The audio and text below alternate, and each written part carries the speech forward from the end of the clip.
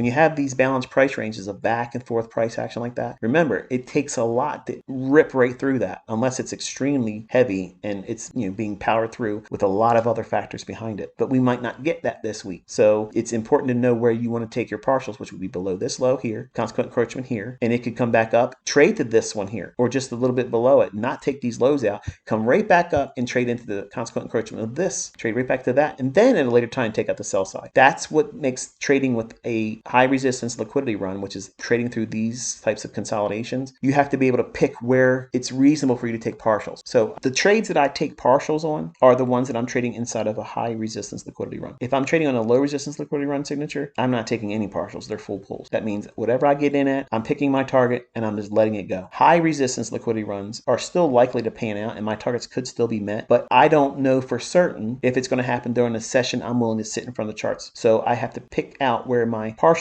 are, where I know I have a time. Knowing the likelihood of the market presenting a reluctance to get through a balanced price range. What makes this a balanced price range, by the way? The price is offered sell side, buy side, sell side, buy side, and it left the range, all this consolidation. So it takes a more meaningful move to get through all that, and it generally doesn't happen in one single pass. So what I like to do is I like to break that range up into where it's reasonable and where it's logical for the market to at least trade to the midpoint of that wick. That could be the first target to take a partial if you're bearish. The low of that candle, the consequent encroachment of this wick, and it need not take the lows out here to still be profitable. And then down here, I expect it to try to do some kind of fake thing where it trades to this level, doesn't quite get down there yet, and maybe come back up to consequent encroachment of this wick or the low of it, and then move lower. Doesn't have to do that, but I make allowance for that when I'm trading against high resistance liquidity runs. But low resistance liquidity runs, I don't have any partials in. I will stake my entire trade on the initial entry, and my stop, I'll just manage it to where I can take the risk away, and then once it's removed, I just let it go, because my conviction behind the analysis and the trade is that it's more probable that it's going to go where I think it's going to go, and not need for me to scale off anything because it might have a retracement that's deeper than I'm willing to accept.